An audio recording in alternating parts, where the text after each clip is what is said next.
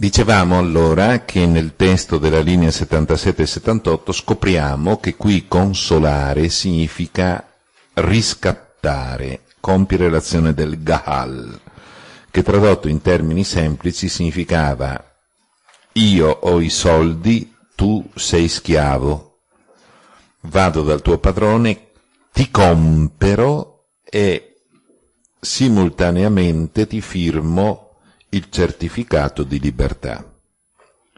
Questa azione viene chiamata gahal, riscattare. Terzo passo, Giobbe nel post-esilio. Questi signori, Elifaz, Bildad e Sofar, vanno da Giobbe che è nel dolore per consolarlo. In questo caso consolazione significa stare vicino e parlare con.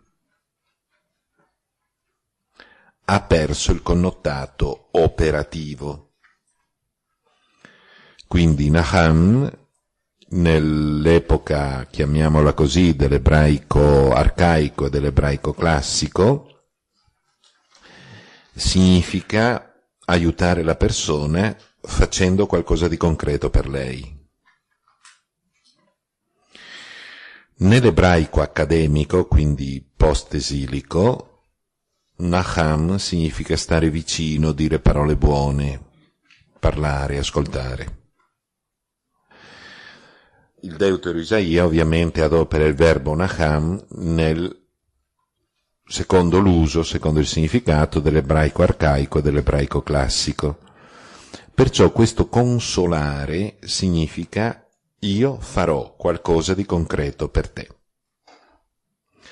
Ora, questo qualche cosa di concreto lo vedremo nelle strofe successive che faremo a tamburo battente. Significa: ti libererò, ti riscatterò. E quindi è una consolazione che si traduce in una operatività di liberazione. Vediamo la seconda strofa.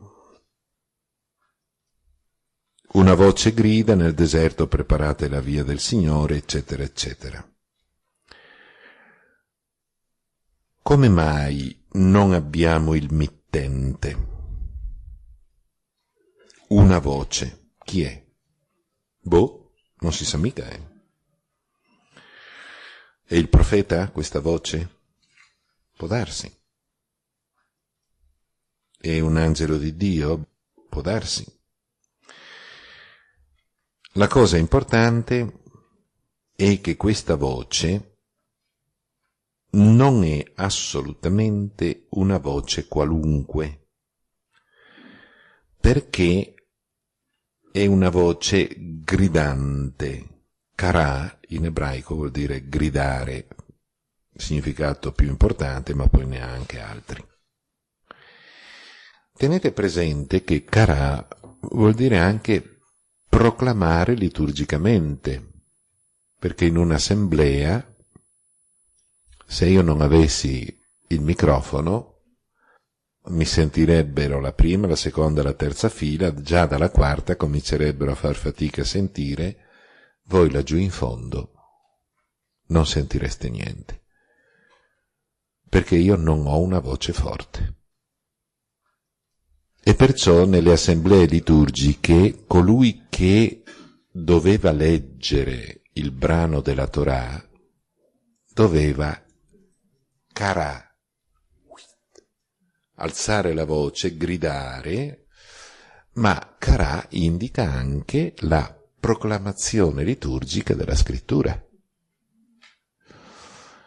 Allora, chi è questa voce che Corè? Probabilmente si tratta di un qualche cosa che viene pronunciato quando gli ebrei si radunavano nelle sinagoghe. Sinagoga nasce a Babilonia.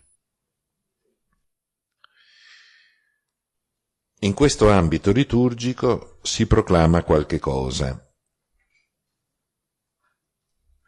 Preparate la via al Signore, appianate nella steppa la strada del nostro Dio.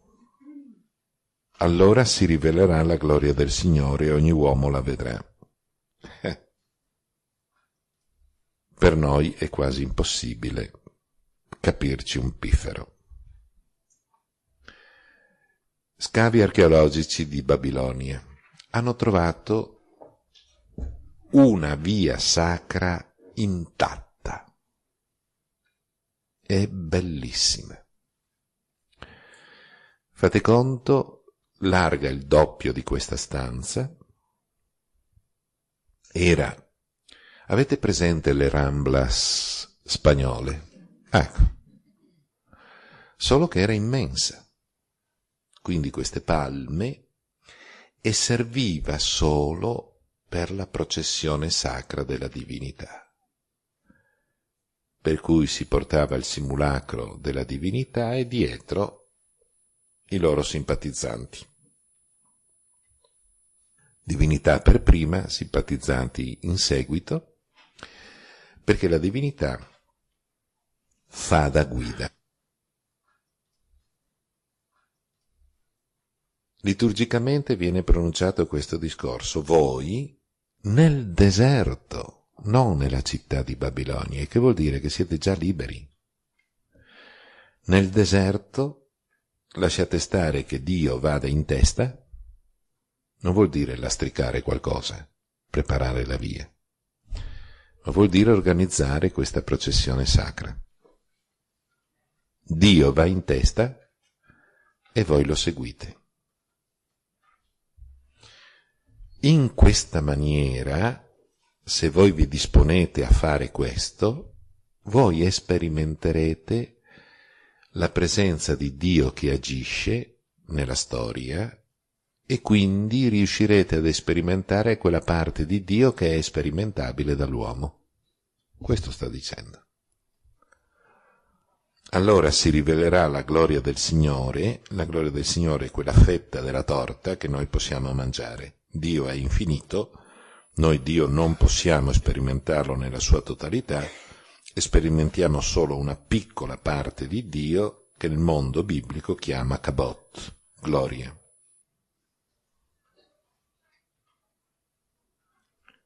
Ora, per fare questo tipo di discorso, che cosa si presuppone? Si presuppongono due cose. Primo, che l'ebreo sia credente.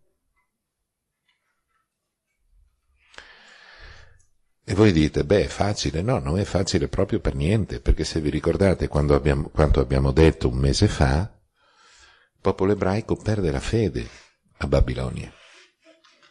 Ma non perché i babilonesi sono corrotti o che ne so, ma per il semplice motivo che, avendo gli ebrei il principio se Dio c'è si manifesta, se non si manifesta vuol dire che non c'è, il fatto di essere in esilio è evidente che Dio non si è manifestato. Dice con chiarezza che Dio non si è manifestato, non ha protetto il suo popolo. E dunque Dio non esiste. Vi è chiaro? Nella sinagoga viene detto, signori miei, imparate a capire che invece Dio esiste. Per il momento fate un atto di fede. Questo atto di fede, preparate la via al Signore, vi aiuterà a capire poi esperienzialmente come Dio per davvero esista e quindi come per davvero voi abbiate la prova che Dio agisce. Ma intanto abbiate questa fiducia. Voi uscirete nel deserto, Dio vi farà da guida. Questo è l'atto di fede che voi dovete avere. Perché quando lo vivrete, farete l'esperienza di un Dio che agisce. Per noi questa strofa è importantissima perché se tu non hai una fede previa, minimale, di Dio non te ne accorgi.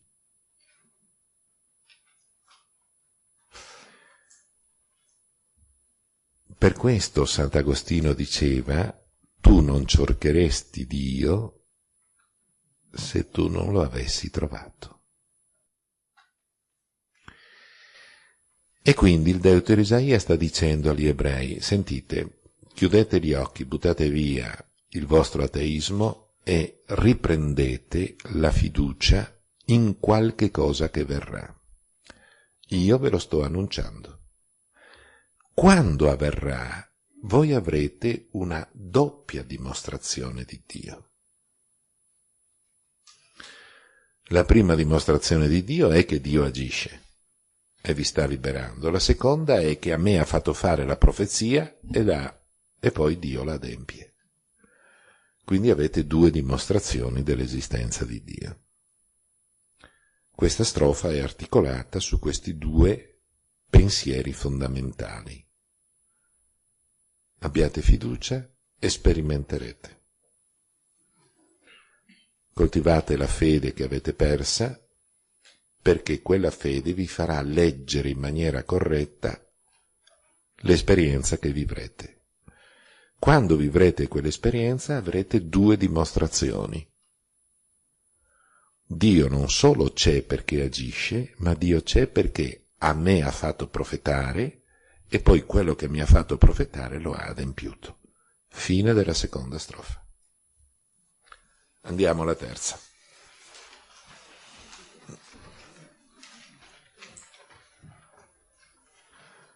Ci sarebbero parecchie cose sulla gloria di Dio da dire, ma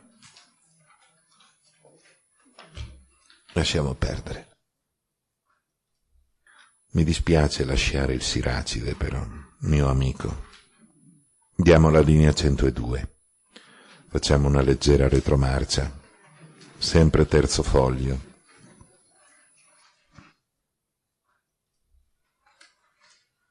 Il Siracide ci dà un concetto particolare della Kabot, della gloria, dentro una preghiera del capitolo 36. Noi siamo alla seconda strofa di quella preghiera. Alza la tua mano sulle nazioni straniere perché vedano la tua potenza. Come davanti a loro ti sei mostrato santo in mezzo a noi, così davanti a noi mostrati Kabet, stessa radice, grande, potremmo tradurre glorioso, fra di loro.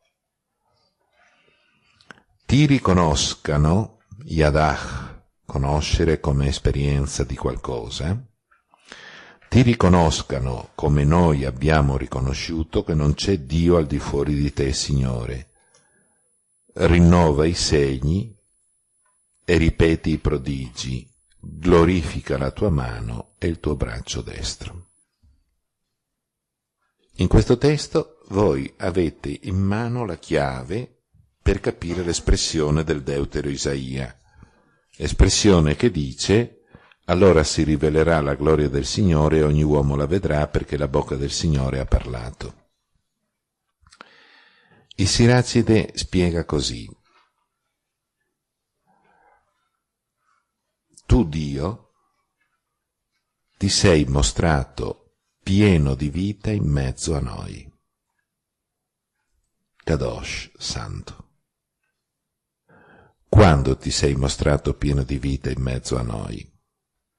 Siracide è del secondo secolo avanti Cristo, quindi 4 secoli dopo il deutero Isaia, e quindi il periodo che stiamo esaminando. Siracide sta ricordando quell'episodio, l'episodio della liberazione di Babilonia,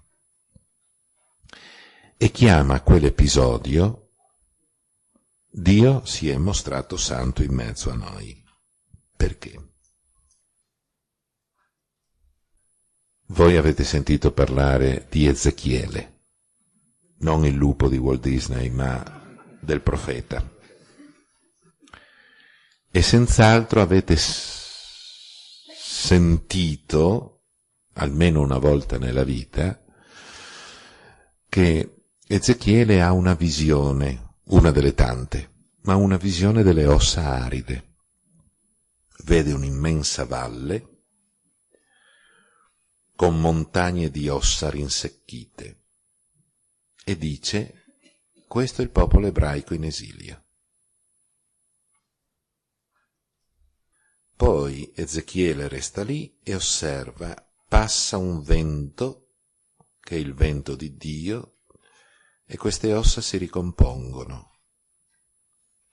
I muscoli si ricompongono, nervi, tendini, pelle, ma le persone non sono vive. Finalmente passa il Ruach Yahweh, lo spirito di Yahweh, e queste persone tornano vive.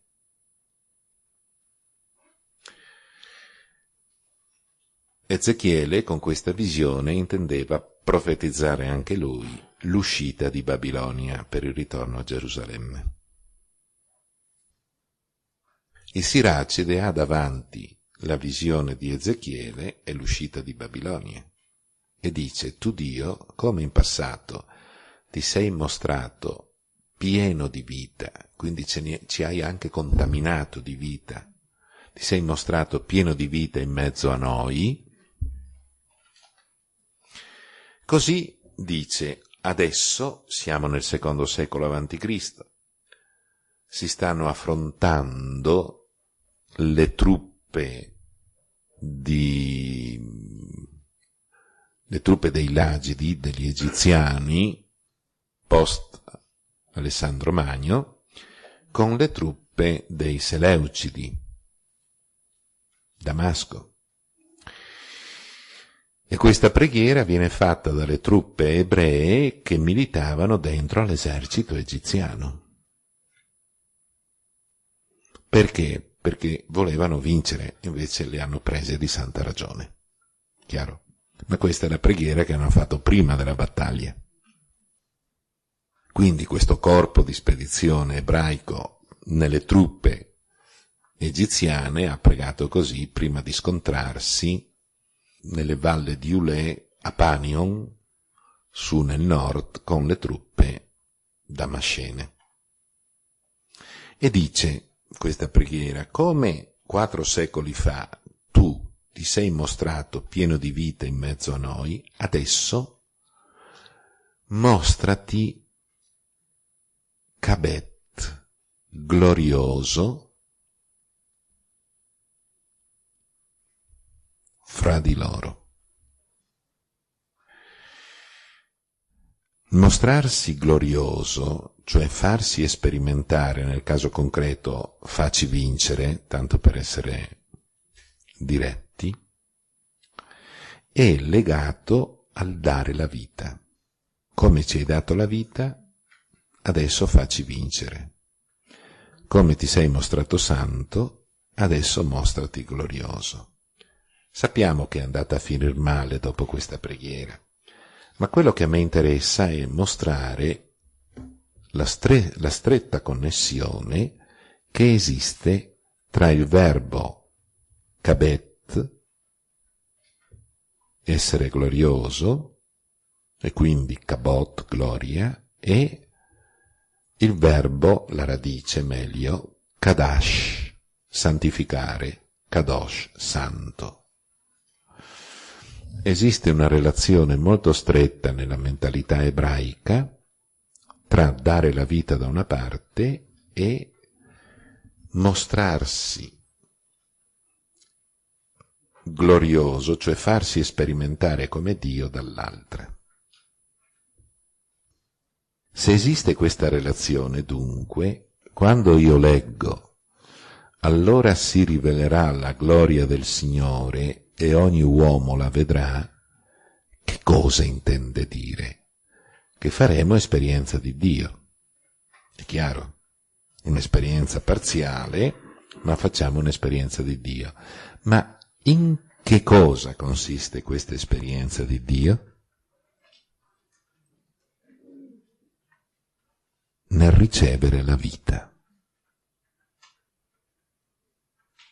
E quindi La liberazione per Israele, la liberazione di Babilonia, significava riacquisire la vita, fare esperienza di Dio e vedere come le profezie di Dio si adempiono. Terza strofa.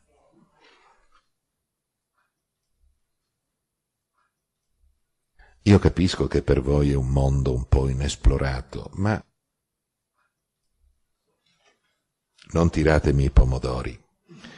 Ma se leggessimo il testo in ebraico sarebbe più chiaro.